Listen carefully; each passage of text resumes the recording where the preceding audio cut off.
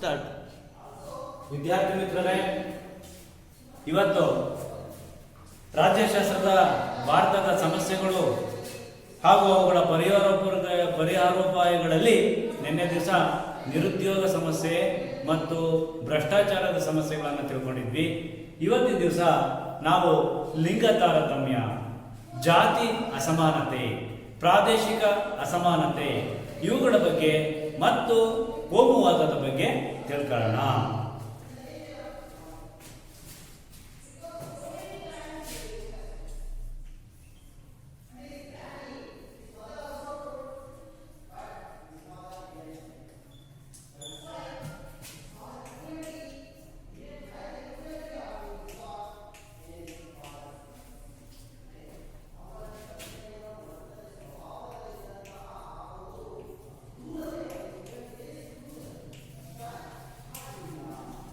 ಹಾಗಾದ್ರೆ ಅವುಗಳಲ್ಲಿ ಮೊದಲ ಬಾರಿಗೆ ನಾವು ಲಿಂಗ ತಾರತಮ್ಯದ ಬಗ್ಗೆ ತಿಳ್ಕೊಳ್ಳೋಣ.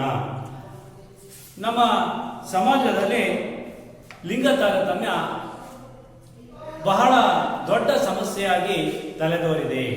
ಹಾಗಾಗಿ ಲಿಂಗ ತಾರತಮ್ಯವು ಭಾರತ ಸರ್ಕಾರಕ್ಕೆ ಒಂದು ಬಹುದೊಡ್ಡ ಮತ್ತೆ ಸಮಾಜಕ್ಕೆ ಬಹುದೊಡ್ಡ ಸವಾಲು ಆಗೋಗ್ಬಿಟ್ಟಿದೆ.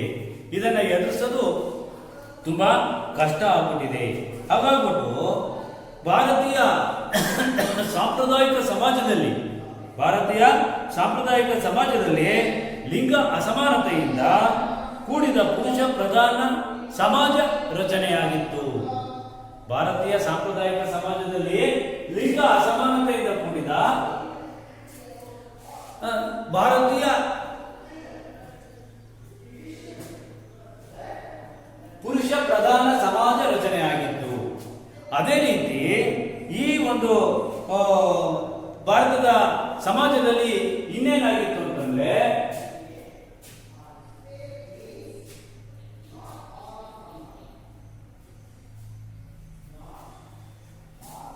ಭಾರತದ ಸಮಾಜದಲ್ಲಿ ಈ ಸ್ತ್ರೀಯರು ಪುರುಷರ ನಡುವೆ ಸಾಕಷ್ಟು ಅಸಮಾನತೆಗಳು ಇದ್ದಾವೆ.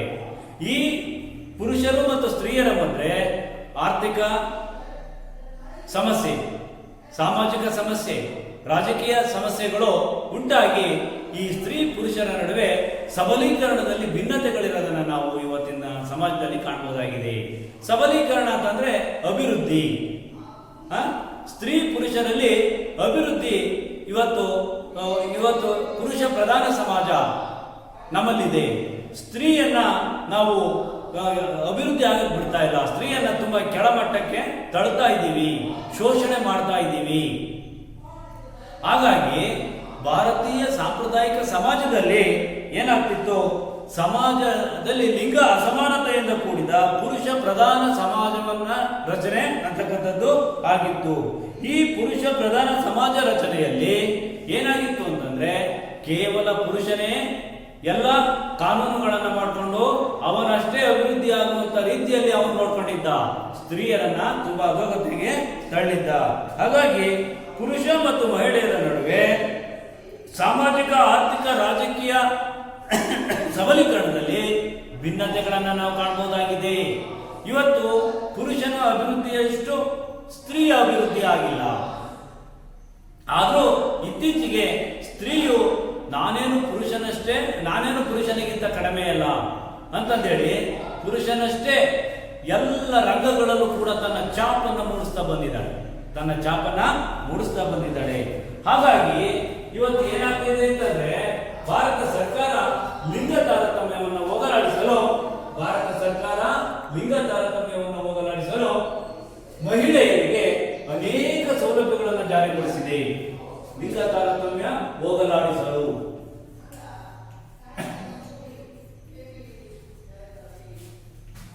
ಮಹಿಳೆಯರಿಗೆ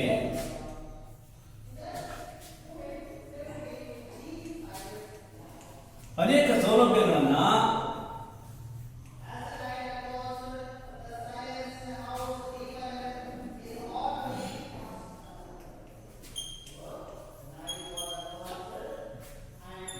ತಂದಿದೆ.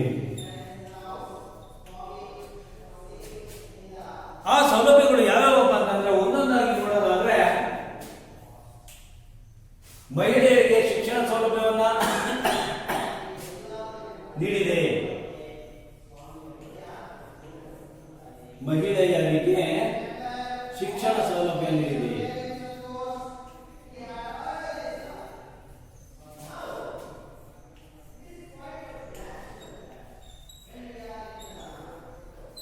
ಎರಡನೇ ಸೌಲಭ್ಯ ಏನಪ್ಪಾ ಅಂತಂದ್ರೆ ಮಹಿಳೆಯರಿಗೆ ಉದ್ಯೋಗದಲ್ಲಿ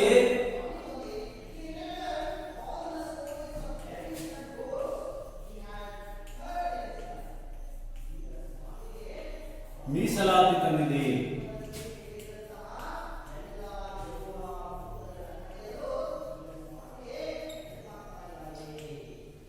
ಅದೇ ರೀತಿ ಮೂರನೇದೇನಪ್ಪ ಅಂತಂದ್ರೆ ಮಹಿಳೆಯರಿಗೆ ರಾಜಕೀಯವಾಗಿಯೂ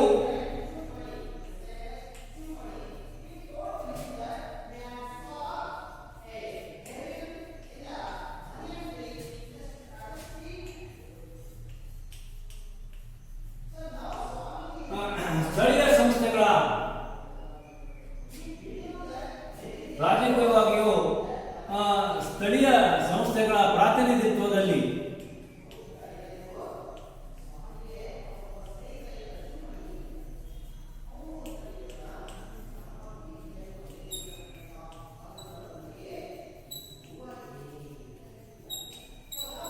ಒಂದನೇ ಮೂರಕ್ಕಿಂತ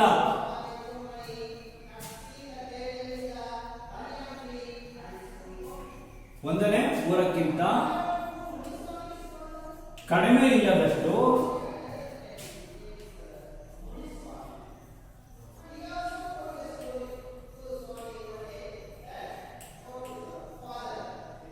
ಸ್ಥಾನಗಳನ್ನು ಮೀಸಲಿರಿಸಿದೆ.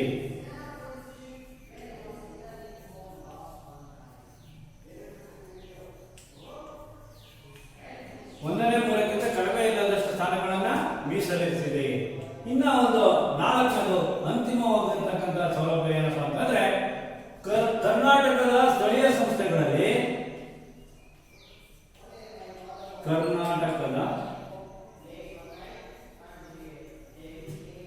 ಸ್ಥಳೀಯ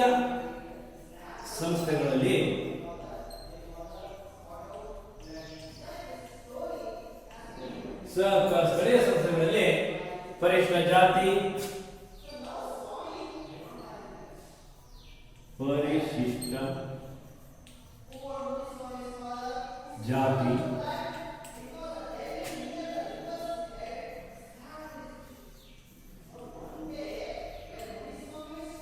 ಪರಿಶಿಷ್ಟ ಪಂಗಡ, ಹಿಂದುಳಿದ ವರ್ಗ,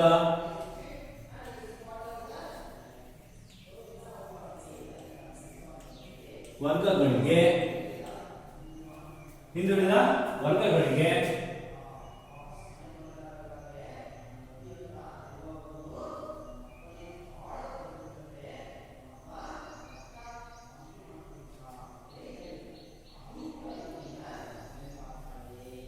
ಮೀಸಲಿಟ್ಟಿರುವ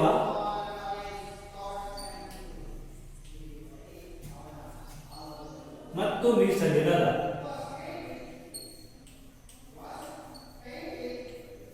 ಸ್ಥಾನಗಳಲ್ಲಿ ಪ್ರತಿಶತ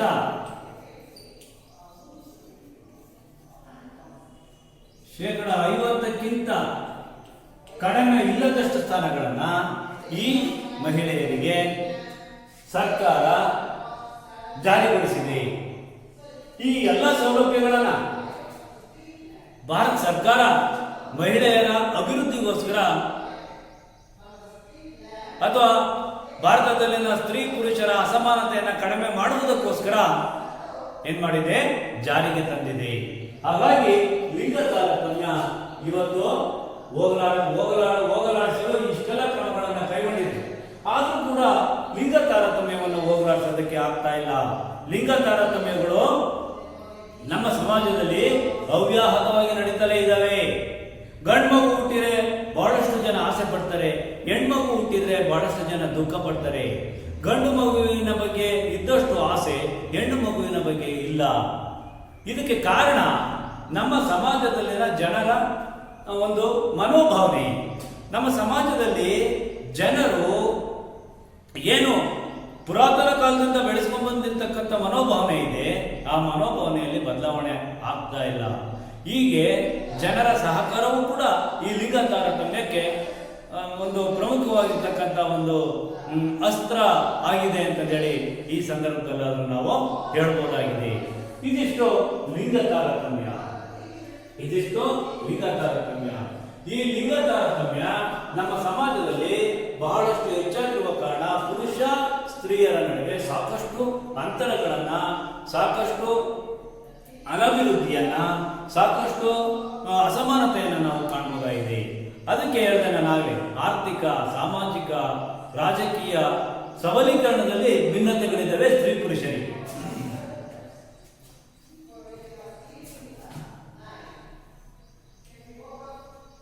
ಸಮಾಜದಲ್ಲಿ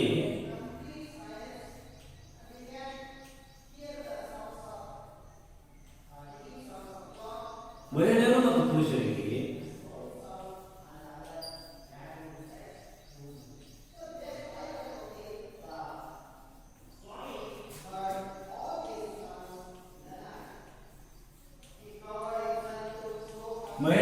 ಪುರುಷರಿಗೆ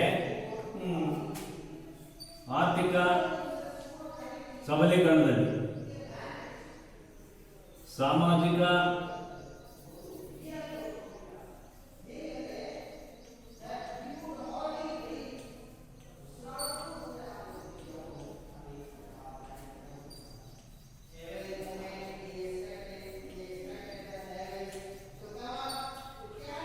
ಸಬಲೀಕರಣದಲ್ಲಿ,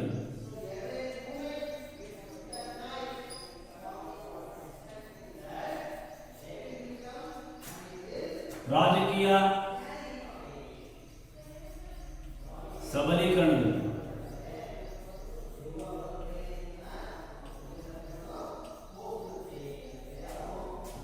ಭಿನ್ನತೆಗಳು ಇದ್ದಾವೆ.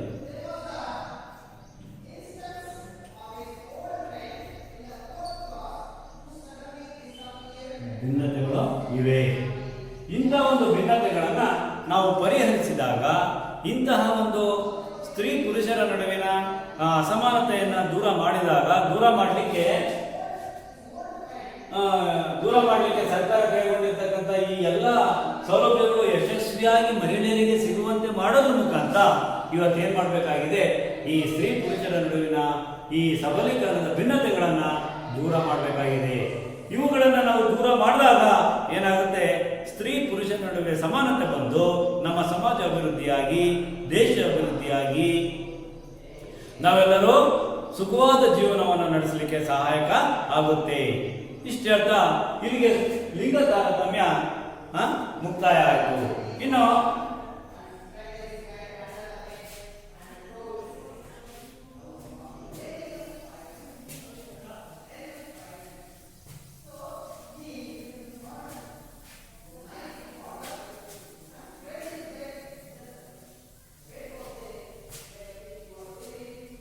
ಜಾತಿ ತಾರತಮ್ಯ ಇಲ್ಲ. ಜಾತಿ ತಾರತಮ್ಯ ಅಂದ್ರೆ ಜಾತಿಗಳ ಮಧ್ಯೆ ಅಸಮಾನತೆ, ಜಾತಿ ತಾರತಮ್ಯ.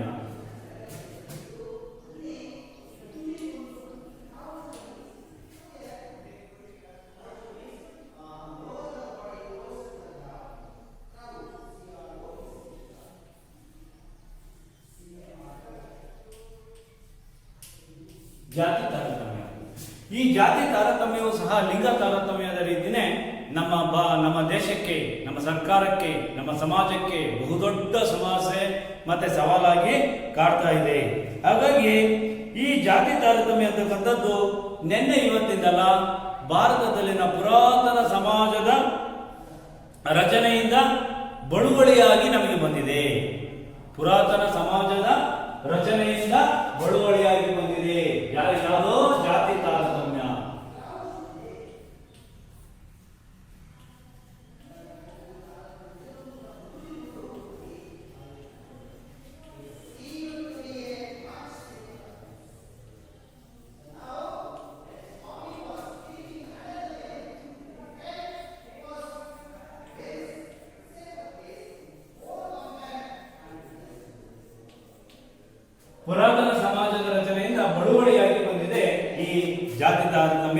ನಮಗೆ. ಹಾಗಾಗ್ಬಿಟ್ಟು ಈ ಜಾತಿ ತಾರತಮ್ಯವನ್ನು ಹೋಗ್ಲಾಡಿಸ್ಬೇಕು ಅಂತಾನೆ ನಮ್ಮ ಭಾರತ ಸರ್ಕಾರ ನಮ್ಮ ಭಾರತದ ಸಂವಿಧಾನದ 3ನೇ ಭಾಗದಲ್ಲಿ ಮೂಲಭೂತ ಹಕ್ಕುಗಳನ್ನು ಪಟ್ಟಿ ಮಾಡಿದೆ. ಆ ಮೂಲಭೂತ ಹಕ್ಕುಗಳು ಎಷ್ಟಿದಾವೆ ಹೇಳ್ರಿ ಮಕ್ಕಳ? ಎಷ್ಟಿದಾವೆ ಮೂಲಭೂತ ಹಕ್ಕುಗಳು? ನಿಮ್ಗೆಲ್ಲ ಗೊತ್ತಿದೆ. ಎಷ್ಟಿದಾವೆ? ಕರೆಕ್ಟ್, 6 ಮೂಲಭೂತ ಹಕ್ಕುಗಳಿದಾವೆ. ಆ ಮೂಲಭೂತ ಹಕ್ಕುಗಳು ಯಾವ್ಯಾವ ಅಂತ ಹೇಳ್ತೀರಾ? ಹೇಳ್ರಿ ಹೇಳ್ರಿ ಹೇಳ್ರಿ ನೋಡೋಣ, ಹೇಳ್ರಿ. ಕರೆಕ್ಟ್, ಸಮಾನತೆಯ ಹಕ್ಕು ಮತ್ತೆ ಸ್ವಾತಂತ್ರ್ಯದ ಹಕ್ಕು. ಇವೆರಡನ್ನ ಈ ಜಾತಿ ತಾರತಮ್ಯವನ್ನು ನಿವಾರಣೆ ಮಾಡುವ ಸಲುವಾಗಿ ಮೂಲಭೂತ ಹಕ್ಕಿನಲ್ಲಿ ನಮ್ಮ ಸರ್ಕಾರ ಸೇರಿಸಿಕೊಂಡಿದೆ. ಯಾವ್ಯಾವು? ಸಮಾನತೆಯ ಹಕ್ಕು,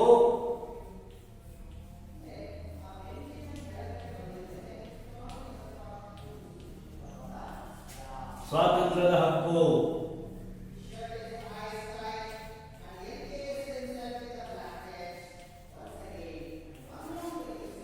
ಎಲ್ಲಿ? ಸಂವಿಧಾನದ 3ನೇ ಭಾಗದಲ್ಲಿ. ಮೂಲಭೂತ ಹಕ್ಕುಗಳಿರೋದಲ್ಲಿ ಸಂವಿಧಾನದ 3ನೇ ಭಾಗದಲ್ಲಿ ಮೂಲಭೂತ ಹಕ್ಕುಗಳನ್ನ ಪಟ್ಟಿ ಮಾಡಿದೆ. ಹಾಗಾಗಿ ಈ ಒಂದು ಕ್ರಮವನ್ನು ಅನುಸರಿಸಿದ್ರು ಕೂಡ ಈ ಜಾತಿ ತಾರತಮ್ಯದ ಆಚರಣೆ ನಮ್ಮ ಸಮಾಜದಲ್ಲಿ ನಿರಂತರವಾಗಿ ಮುಂದುವರೆದು ಬಂದಿದೆ. ನೋಡಿ, ಈ ಸಮಾನತೆ ಹಾಗೂ ಸ್ವಾತಂತ್ರ್ಯದ ಹಕ್ಕನ್ನ ಸಂವಿಧಾನದ 3ನೇ ಭಾಗದಲ್ಲಿ ಸೇರಿಸಿಕೊಂಡ್ರು ಸಹ ಇವತ್ತು ಜಾತಿ ತಾರತಮ್ಯ ಅಂತಕ್ಕಂಥದ್ದು ನಮ್ಮ ಸಮಾಜದಲ್ಲಿ ನಿರಂತರವಾಗಿ ಮುಂದುವರಿತಾ ಇದೆ ಅಂತಂದ್ರೆ ಈ ಜಾತಿ ತಾರತಮ್ಯವನ್ನ ನಾವು ಮತ್ತಷ್ಟು ಕಟ್ಟುನಿಟ್ಟಿನ ನಿಲುವುಗಳನ್ನ ತಗೊಳ್ಳೋದ್ರ ಮುಖಾಂತರ ನಾವೇನ್ ಮಾಡಬೇಕಾದ್ರೆ ಹೋಗಲಾಡಿಸಬೇಕಾಗಿದೆ. ಹಾಗಾಗಿ ಇದು ಕೇವಲ ಕಾನೂನಿನಿಂದ ಮಾತ್ರ ಸಾಧ್ಯ ಇಲ್ಲ. ಯಾವುದು? ಜಾತಿ ತಾರತಮ್ಯದ ನಿವಾರಣೆ ಕಾನೂನಿನಿಂದ ಮಾತ್ರ ಸಾಧ್ಯ ಇಲ್ಲ. ಮತ್ತೇನ್ ಮಾಡ್ಬೇಕಪ್ಪ?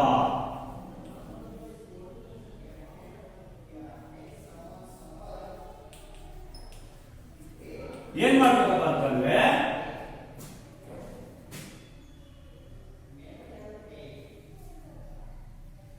ಸಮಾಜದಲ್ಲಿ ಮುಕ್ತ ಮನಸ್ಸಿನಿಂದ ಕೂಡಿದ ಸಮಾಜ ನಿರ್ಮಾಣ ಮಾಡುವ ಇಚ್ಛೆಯನ್ನು ಹೊಂದಿರುವ, ಸಮಾಜದಲ್ಲಿ ಮುಕ್ತ ಮನಸ್ಸಿನಿಂದ ಕೂಡಿದ ಸಮಾಜ ನಿರ್ಮಾಣ ಮಾಡುವ ಇಚ್ಛೆಯನ್ನು ಹೊಂದಿದ ನಾಗರಿಕ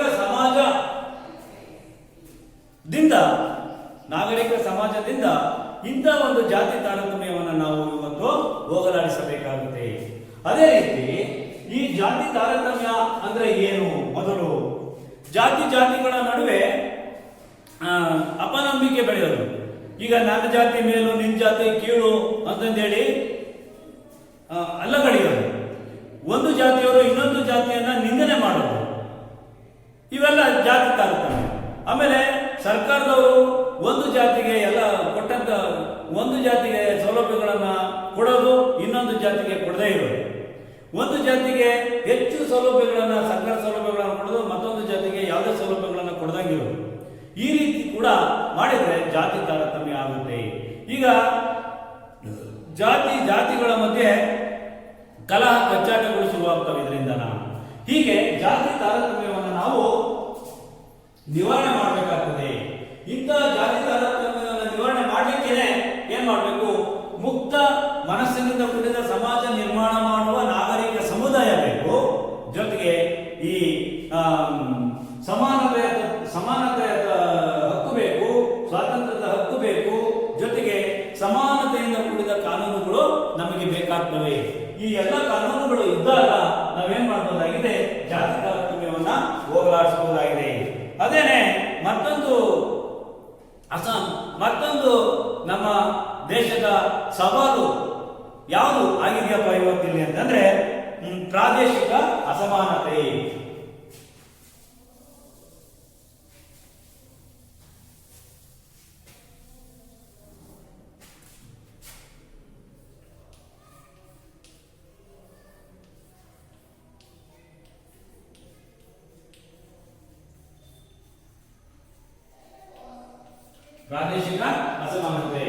ಈ ಪ್ರಾದೇಶಿಕ ಅಸಮಾನತೆ ಲಿಂಗ ತಾರತಮ್ಯದ ತರಹನೇ ಮತ್ತೆ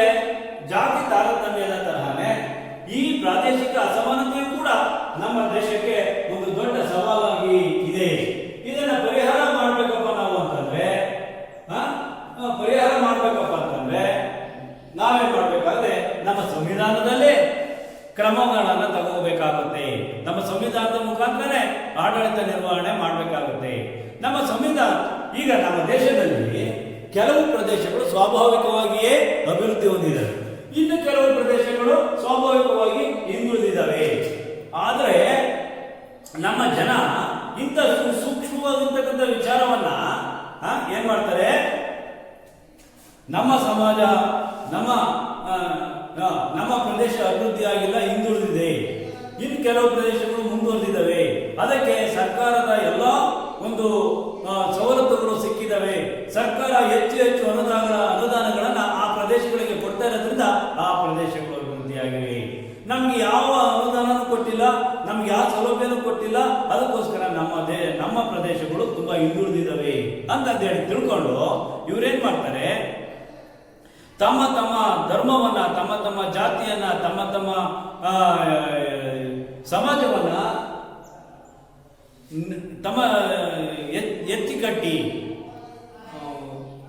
ವೈಭೋಗೀಕರಿಸಿ ಉಳಿದ ಸಮಾಜವನ್ನ, ಉಳಿದ ಒಂದು ಜಾತಿಯನ್ನ ಅವ್ರೇನ್ ಮಾಡ್ತಾ ಇದ್ದಾರೆ, ಇಲ್ಲಿ ಪ್ರದೇಶಗಳನ್ನ, ಪ್ರಾಂತ್ಯಗಳನ್ನ ಏನ್ ಮಾಡ್ತಾ ಇದ್ದಾರೆ, ಅಲ್ಲಗಳಿತಾ ಇದ್ದಾರೆ. ಇಂಥ ಒಂದು ಪ್ರಾದೇಶಿಕ ಅಸಮಾನತೆ ಇವತ್ತು ಹೋಗ್ಬೇಕಾಗಿದೆ. ಯಾಕೆಂತಂದ್ರೆ ಸಂವಿಧಾನಿಕವಾಗಿ ನಮ್ಮ ದೇಶಗಳು ಸಂವಿಧಾನದಲ್ಲಿ ಇಂತಹ ಒಂದು ಕ್ರಮಕ್ಕೆ ಅವಕಾಶ ಇಲ್ಲ. ನಮ್ಮ ಸಂವಿಧಾನ ಏನ್ ಹೇಳುತ್ತಪ್ಪ ಅಂತಂದ್ರೆ, ಅಭಿವೃದ್ಧಿಯ ಹೆಸರಿನಲ್ಲಿ ಕೆಲವು ರಾಷ್ಟ್ರಗಳು ಹಿಂದುಳಿದಿರ್ಬೋದು, ಕೆಲವು ರಾಷ್ಟ್ರಗಳು ಮುಂದುವರೆದಿರ್ಬೋದು, ಹಿಂದುಳಿದಂತ ರಾಷ್ಟ್ರಗಳಿಗೆ ವಿಶೇಷ ಸ್ಥಾನಮಾನಗಳನ್ನ ಕೊಟ್ಟಿದೆ.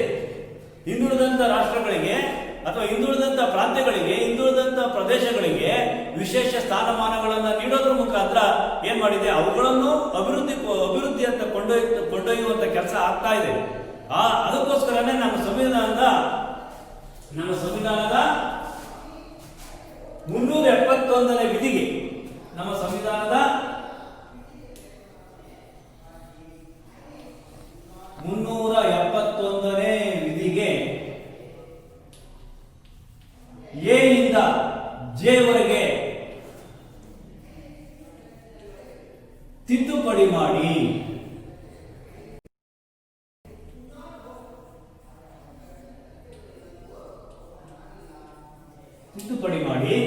ಈ ಪ್ರಾದೇಶಿಕ ಅಸಮಾನತೆಯನ್ನು ಹೋಗಲಾಡಿಸುವಂತ ಕಾನೂನುಗಳನ್ನ ಸೇರ್ಪಡೆ ಮಾಡಿದೆ.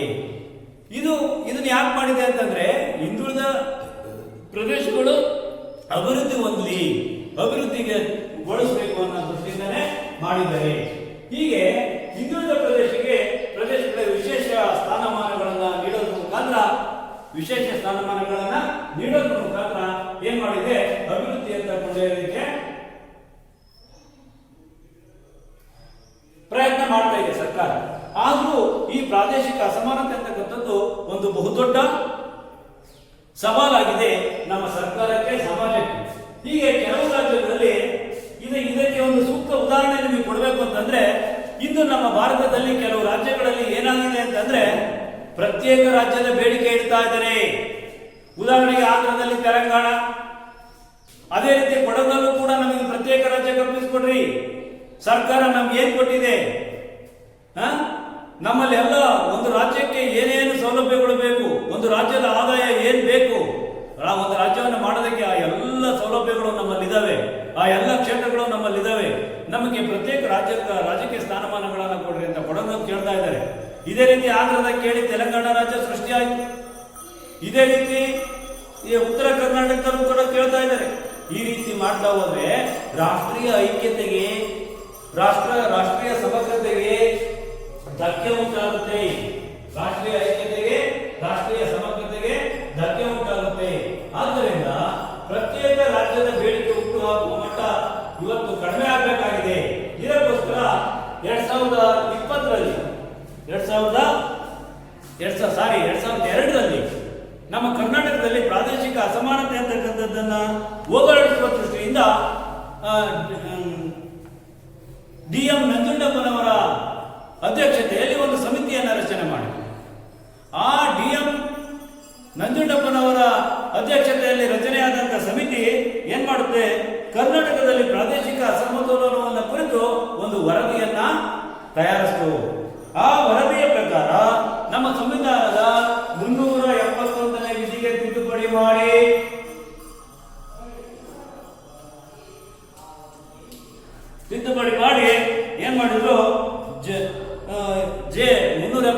ಜೆ ಸೇರ್ಪಡೆಯನ್ನ ಮಾಡ್ತಾರೆ. ಹೀಗಾಗಿ ಕರ್ನಾಟಕದಲ್ಲಿನ ಹಿಂದುಳಿದ ಪ್ರದೇಶಗಳಿಗೆ ವಿಶೇಷ ಸ್ಥಾನಮಾನವನ್ನ ನೀಡಲಾಗಿದೆ. ಈ ಮುಖಾಂತರ ನಾವೇನ್ ಮಾಡಬೇಕಾಗಿದೆ, ಈ ಮುಖಾಂತರ ಪ್ರಾದೇಶಿಕ ಅಸಮಾನತೆಯನ್ನು ಹೋಗಲಾಡಿಸೋದಕ್ಕೆ ನಮ್ಮ ಭಾರತ ಸರ್ಕಾರ ಅಥವಾ ಕರ್ನಾಟಕ ಸರ್ಕಾರಗಳು ಪ್ರಯತ್ನ ಮಾಡಿದವೆ. ಇದಾದ್ಮೇಲೆ ಕೋಮುವಾದ.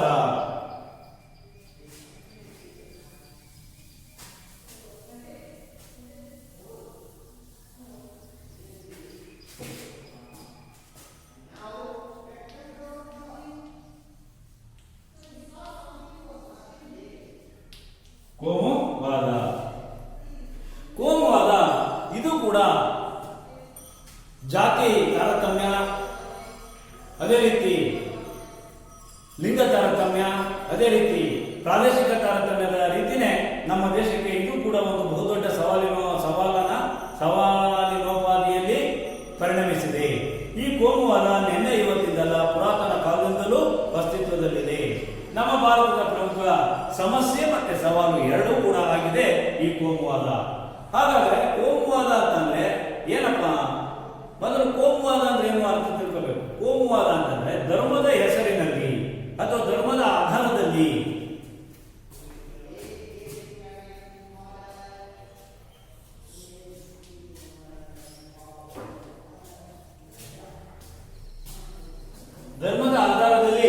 ಸಮಾಜವನ್ನ ವಿಭಜನೆ ಮಾಡಿ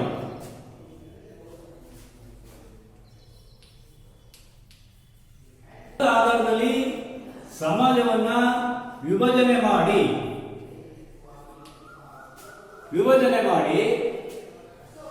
ಅದರ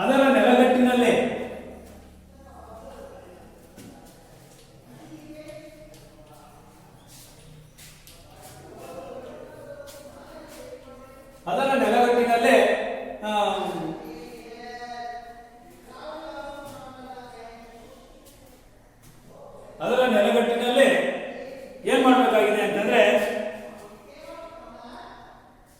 ಪರಸ್ಪರ ವಿರುದ್ಧದ ಹಿತಾಸಕ್ತಿಗಳನ್ನು ಗುರುತಿಸಿಕೊಂಡು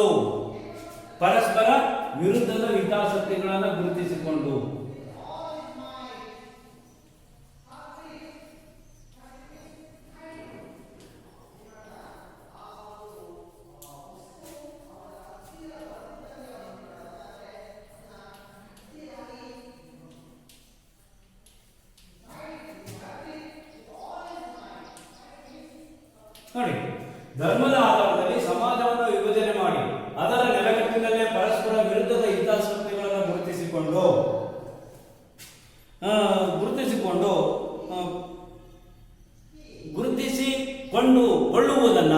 ಗುರುತಿಸಿಕೊಳ್ಳುವುದನ್ನ ನಾವು ಕೋಮುವಾದ ಅಂತಂದೇಳಿ ಕರಿತೀವಿ. ಅಂತಂದ್ರೆ ಧರ್ಮದ ಆಧಾರದಲ್ಲಿ ಸಮಾಜದ ವಿಭಜನೆ ಮಾಡಿ ಆ ನೆಲೆಗಳಲ್ಲೇ ಗುರುತಿಸಿಕೊಂಡು ಪರಸ್ಪರ ವಿರುದ್ಧದ ಹಿತಾಸಕ್ತಿಗಳನ್ನು ಬೆಳೆಸಿಕೊಳ್ಳುವುದಕ್ಕೆ ನಮ್ಮ ಸಮಾಜದ ಜನ ನಾವು ಕೋಮುವಾದ ಅಂತಂದೇಳಿ ಕರಿತೀವಿ. ಈಗ ಧರ್ಮದ ಆಧಾರದಲ್ಲಿ ಸಮಾಜವನ್ನು ವಿಭಜನೆ ಮಾಡೋದು ಅಂದ್ರೆ ಧರ್ಮದ ಹೆಸರಿನಲ್ಲಿ ಸಮಾಜದಲ್ಲಿ ಒಡಕನ್ನು ಉಂಟು ಮಾಡೋದು, ದ್ವೇಷದ ಒಂದು ಭಾವನೆ ಬಿತ್ತೋದು, ಮತ್ತೆ ಅಸೂಯೆಯ ಭಾವನೆಯನ್ನು ಬೆಳೆಸೋದು, ಈ ರೀತಿ ಮಾಡುವುದಕ್ಕೆ ಕೋಮುವಾದ.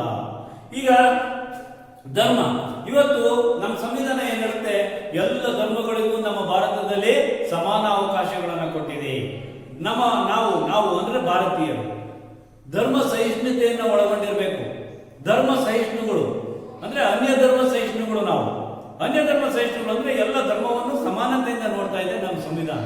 ಅಂದಾಗ ಸಮಾನತೆಯಿಂದ ನೋಡಿದಾಗ ಕೋಮುವಾದ ಇರೋದಿಲ್ಲ. ಅಲ್ಲಿ ನಾವು ಒಂದು ಧರ್ಮವನ್ನ ಏನ್ ಮಾಡ್ತೀವಿ, ವೈಭವೀಕರಿಸಿ ಮತ್ತೊಂದು ಧರ್ಮವನ್ನ ಕೀಳಾಗಿ ನೋಡ್ತೀವಿ. ಇದು ಧಾರ್ಮಿಕ ಅಸಹಿಷ್ಣುತೆ. ಇದನ್ನೇ ಕೋಮುವಾದ ಅಂತ ಕರಿತೀವಿ. ಅರ್ಥ ಆಯ್ತಾ? ಈಗ ಎಲ್ಲ ಧರ್ಮಗಳು ನಮ್ಮ ದೇಶದಲ್ಲಿ ಹಲವಾರು ಧರ್ಮಗಳಿದ್ದಾವೆ. ಅವೆಲ್ಲವೂ ಕೂಡ ಬದುಕಿ ಬಾಳೋದಕ್ಕೆ ಅವರವರ ಧರ್ಮವನ್ನ ಸ್ವತಂತ್ರವಾಗಿ ಆಚರಣೆ ಮಾಡಿಕೊಳ್ಳೋದಕ್ಕೆ ಅವಕಾಶ ನಮ್ಮ ಸಂವಿಧಾನದಲ್ಲಿದೆ. ಅಂತ ಅವಕಾಶಕ್ಕೆ ಇವತ್ತು ಏನಾಗ್ತಾ ಇದೆ, ನಮ್ಮ ಜನ ಧಾರ್ಮಿಕ ಅಸಹಿಷ್ಣುತೆಯಿಂದ ಕೂಡಿದ ಜನ ಏನ್ ಮಾಡ್ತಾ ಇದ್ದಾರೆ, ಇಂಥ ಕೋಮುವಾದ ನಮ್ಮ ದೇಶದಲ್ಲಿ ಬೆಳೆಯೋದಕ್ಕೆ ಅವಕಾಶ ಮಾಡಿಕೊಡ್ತಾ ಇದ್ದಾರೆ. ಇಂಥ ಕೋಮುವಾದವನ್ನು ಹೋಗಲಾಡಿಸೋದು ನಮ್ಮ ದೇಶಕ್ಕೆ ಇವತ್ತು ದೊಡ್ಡ ಸವಾಲಾಗಿ ಹೋಗಿದೆ. ಹಾಗಾಗ್ಬಿಟ್ಟು ಕೋಮುವಾದ ಇದ್ರೆ ಏನಾಗುತ್ತೆ? ಕೋಮುವಾದ ನಡೆದ್ರೆ ಏನಾಗುತ್ತೆ ಅಂತಂದ್ರೆ ಸಾಮಾಜಿಕವಾಗಿ ಭಿನ್ನತೆ ಉಂಟಾಗುತ್ತೆ. ಕೋಮುವಾದ ಇದ್ರೆ ಸಮಾಜದಲ್ಲಿ ಭಿನ್ನತೆ,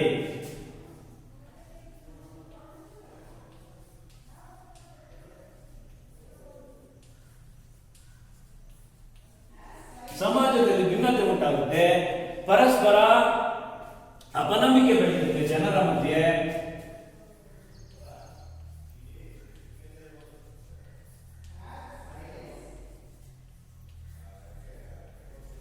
ಅದೇ ರೀತಿ ಭಿನ್ನತೆ, ಪರಸ್ಪರ ಅಪನಂಬಿಕೆ, ಭಯದ ವಾತಾವರಣ ಕೂಡ ಸೃಷ್ಟಿಯಾಗುತ್ತೆ.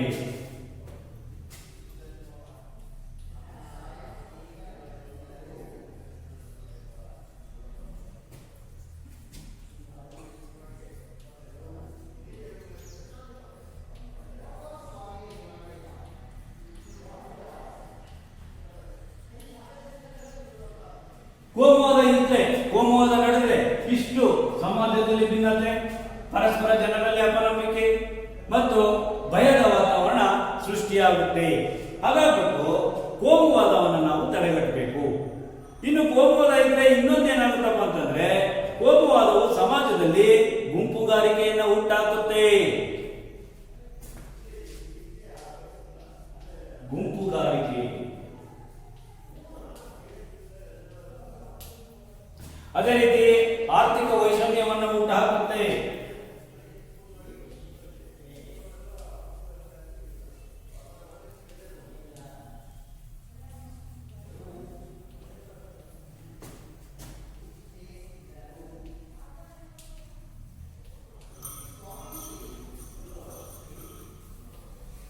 ಆರ್ಥಿಕ ವೈಷಮ್ಯವನ್ನ ಹುಟ್ಟುಹಾಕುತ್ತೆ.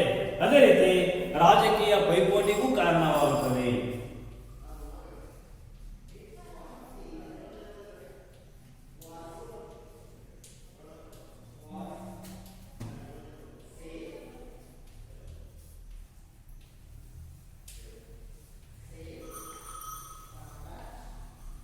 ರಾಜಕೀಯ ಪೈಪೋಟಿಗೂ ಕಾರಣವಾಗುತ್ತದೆ. ನೋಡಿ, ಸಮಾಜದಲ್ಲಿ ಕೋಮುವಾದದಿಂದ ಭಿನ್ನತೆ ಉಂಟಾಗುತ್ತೆ, ಪರಸ್ಪರ ಅಪನಂಬಿಕೆ ಬೆಳೆಯುತ್ತೆ, ಭಯದ ವಾತಾವರಣ ಕೂಡ ಸೃಷ್ಟಿಯಾಗುತ್ತೆ. ಅದ್ರ ಜೊತೆಗೆ ಕೋಮುವಾದದಿಂದ ಗುಂಪುಗಾರಿಕೆ ಬೆಳೆಯುತ್ತೆ ಜನರಲ್ಲಿ, ಕೋಮುವಾದದಿಂದ ಆರ್ಥಿಕ ವೈಷಮ್ಯ ಹೆಚ್ಚಾಗುತ್ತೆ. ಅದೇ ರೀತಿ ಕೋಮುವಾದದಿಂದ ರಾಜಕೀಯ ಪೈಪೋಟಿ ಬೆಳೆಯುತ್ತೆ. ರಾಜಕೀಯ ಪೈಪೋಟಿ ಬೆಳೆದು ಏನಾಗುತ್ತೆ ಅದು ಅಂತಂದ್ರೆ ಬಹಳ ದೊಡ್ಡ ಸಮಸ್ಯೆ ಆಗುತ್ತೆ. ಯಾವುದಕ್ಕೆ? ಸರ್ಕಾರಕ್ಕೆ, ದೇಶಕ್ಕೆ. ಇವೆಲ್ಲವುಗಳನ್ನು ಬಗೆಹರಿಸೋದು ತುಂಬಾ ಶ್ರಮ ಸರ್ಕಾರಕ್ಕೆ ಆಗುತ್ತೆ. ಹಾಗೇನೆ ಮೂರನೇ ಒಂದು ದುಷ್ಪರಿಣಾಮ ಏನಾಗುತ್ತಪ್ಪ ಕೋಮುವಾದದಿಂದ ಅಂತಂದ್ರೆ, ಮೂರನೇ ದುಷ್ಪರಿಣಾಮ ಭಾರತದಲ್ಲಿ ರಾಷ್ಟ್ರೀಯ ಏಕತೆ ಸಮಗ್ರತೆಗೆ ಭಂಗ ತರುತ್ತೆ. ರಾಷ್ಟ್ರೀಯ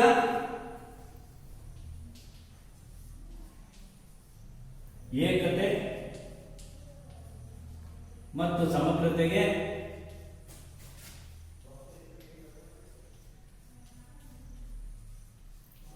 ಭಂಗ ತರುತ್ತೆ ಕೋಮುವಾದ. ಇನ್ನು 4ನೇ ಪಾಯಿಂಟ್ ಏನಪ್ಪ ಕೋಮುವಾದದ ದುಷ್ಪರಿಣಾಮ ಅಂತಂದ್ರೆ, ಇದು ಸಮಾಜದ ನೆಮ್ಮದಿಯನ್ನು ಕೆಡಿಸುವುದಲ್ಲದೆ ವ್ಯಕ್ತಿಗಳ ಜೀವ ಮತ್ತು ಸೊತ್ತುಗಳಿಗೆ ಹಾನಿ ಉಂಟು ಮಾಡುತ್ತದೆ. ಇದು ಸಮಾಜದ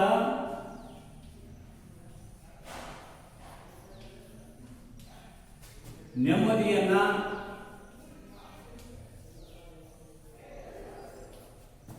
ಕೆಡಿಸುವುದಲ್ಲದೆ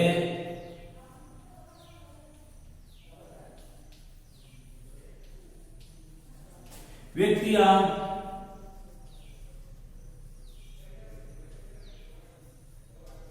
ಜೀವ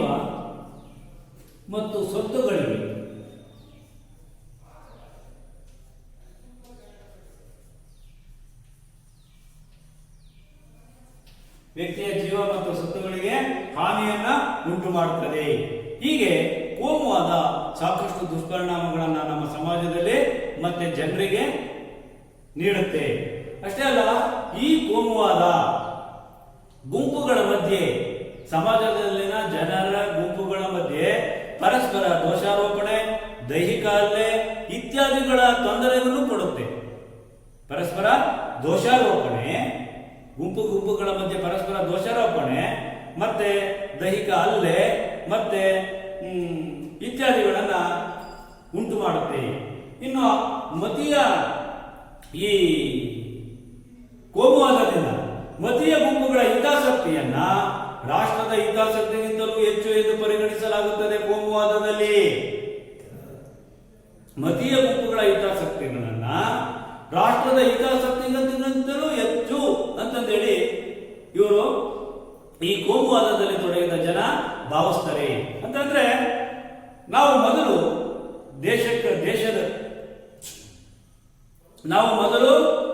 ದೇಶ ದೊಡ್ಡದು, ಆಮೇಲೆ ನಾವು ದೇಶದಿಂದಲೇ ನಾವು ಬಂದಿರಲಿಲ್ಲ.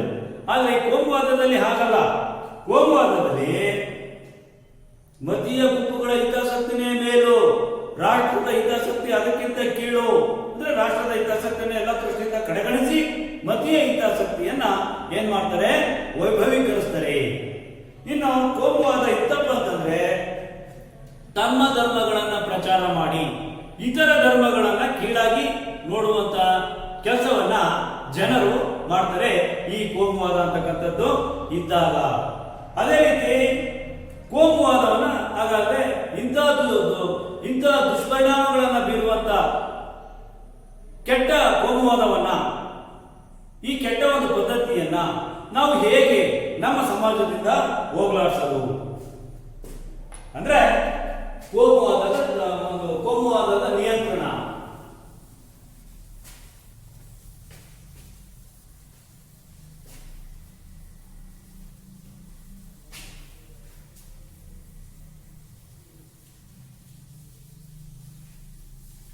ಕೋಮುವಾದದ ನಿಯಂತ್ರಣ.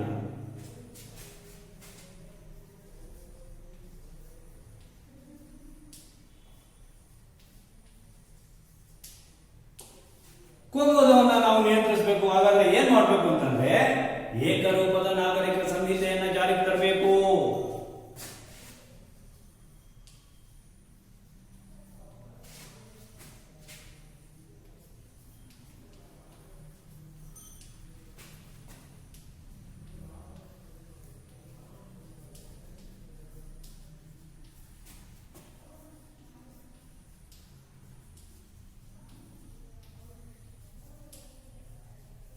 ಏಕರೂಪದ ನಾಗರಿಕ ಸಂಹಿತೆ ಅಂತಂದ್ರೆ ಇಡೀ ದೇಶದಾದ್ಯಂತ ಎಲ್ಲ ಜನರಿಗೂ ಒಂದೇ ರೀತಿಯ ಕಾನೂನುಗಳನ್ನ ಜಾರಿಗೆ ತರಬೇಕು.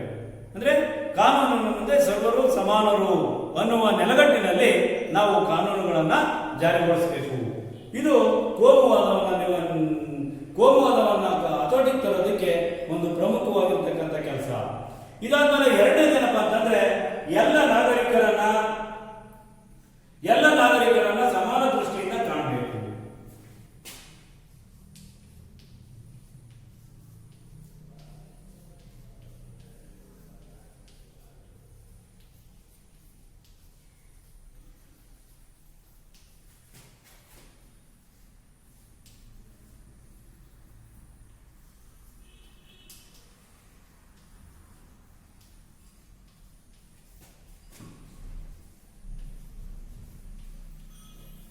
ಎಲ್ಲ ನಾಗರಿಕರನ್ನ ಸಮಾನ ದೃಷ್ಟಿಯಿಂದ ಕಾಣಬೇಕು.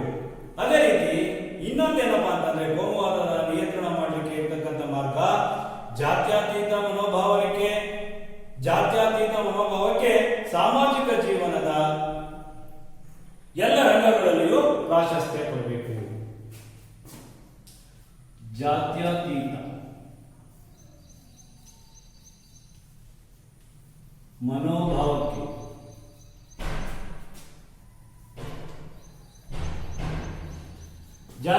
ಮನೋಭಾವಕ್ಕೆ ಸಾಮಾಜಿಕ ಜೀವನದ ಎಲ್ಲ ರಂಗಗಳಲ್ಲೂ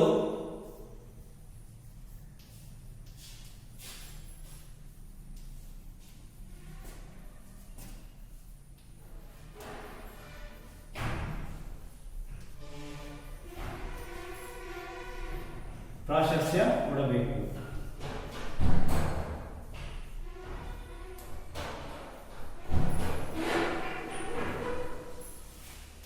ಜಾತ್ಯತೀತ ಮನೋಭಾವಕ್ಕೆ ರಂಗಗಳಲ್ಲೂ ಪ್ರಾಶಸ್ತ್ಯ ಕೊಟ್ಟಾಗ ಕೋಮುವಾದ ನಿವಾರಣೆ ಆಗುತ್ತೆ. ಅದೇ ರೀತಿ 5ನೇದು 1 2 3 4ನೇದು ಸಂಕುಚಿತ ವಿಭಾಗೀಯ ಚಿಂತನೆಗಳಿಂದ ಮೇಲುಸ್ತರದ ರಾಷ್ಟ್ರೀಯ ಚಿಂತನೆಗೆ ಹೆಚ್ಚು ಒತ್ತು ಕೊಡಬೇಕು. ಸಂಕುಚಿತ ವಿಭಾಗೀಯ ಚಿಂತನೆಗಳಿಂದ ಮೇಲುಸ್ತರದ ರಾಷ್ಟ್ರೀಯ ಚಿಂತನೆಗೆ ಹೆಚ್ಚು ಒತ್ತು ಕೊಡಬೇಕು. ಆವಾಗ ಕೋಮುವಾದ ನಮ್ಮ ಸಮಾಜದಿಂದ ನಮ್ಮ ದೇಶದಿಂದ ನಿವಾರಣೆ ಆಗುತ್ತೆ. ಇನ್ನು 5ನೇದು ಜಾತ್ಯತೀತ ತತ್ವಕ್ಕೆ ಜಾತ್ಯತೀತ ತತ್ವಕ್ಕೆ ಬದ್ಧರಾಗುವ ಮನೋಭಾವನೆ ಅಗತ್ಯ ಜನರಲ್ಲಿ. ಜಾತ್ಯತೀತ ತತ್ವಕ್ಕೆ ಬದ್ಧರಾಗುವ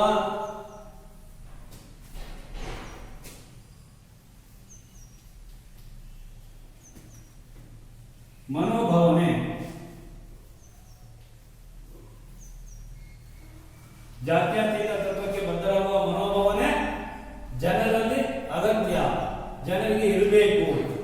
ಜಾತ್ಯತೀತ ತತ್ವಕ್ಕೆ ನಾವು ಬದ್ಧರಾಗಿರ್ಬೇಕು. ಯಾಕಪ್ಪ ಅಂತಂದ್ರೆ ನಾನಾಗಲೇ ಹೇಳಿದೆ, ನಮ್ಮ ಸಂವಿಧಾನ ಎಲ್ಲ ಜಾತಿಗಳನ್ನು ಸಮಾನ ದೃಷ್ಟಿಯಿಂದ ನೋಡುತ್ತೆ, ಎಲ್ಲ ಜಾತಿಗಳಿಗೂ ಈಕ್ವಲ್ ರೈಟ್ಸ್ ಕೊಟ್ಟಿದೆ.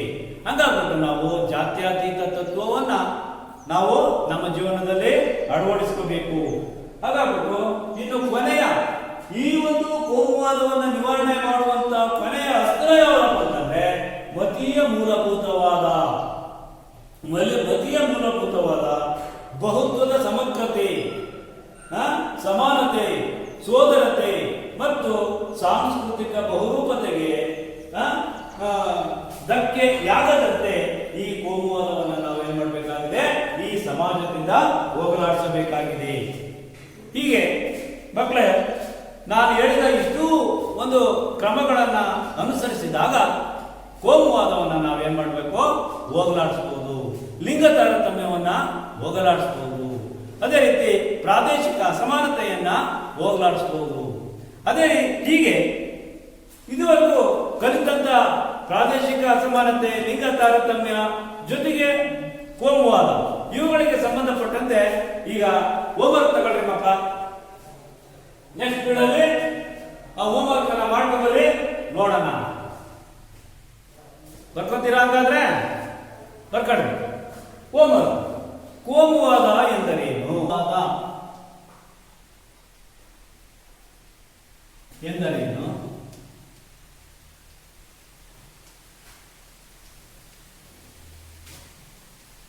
ಕೋಮುವಾದದ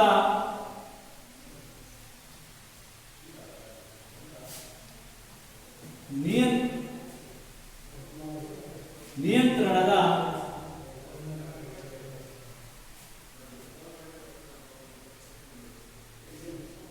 ಕ್ರಮಗಳನ್ನು ವಿವರಿಸಿ.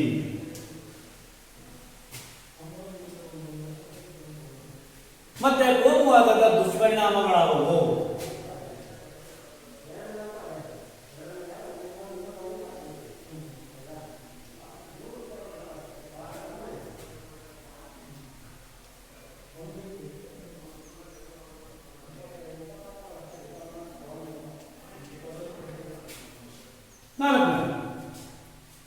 ಲಿಂಗ ತಾರತಮ್ಯ ನಿವಾರಣೆಗೆ ಸರ್ಕಾರ ಕೈಗೊಂಡಿರುವ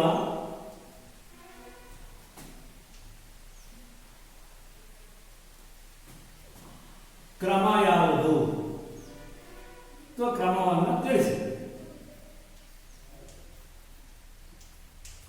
ಅದೇ ರೀತಿ ನೆಕ್ಸ್ಟ್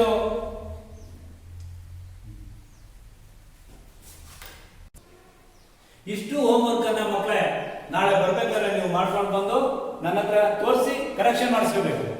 ಆಯ್ತು, ಓಕೆ.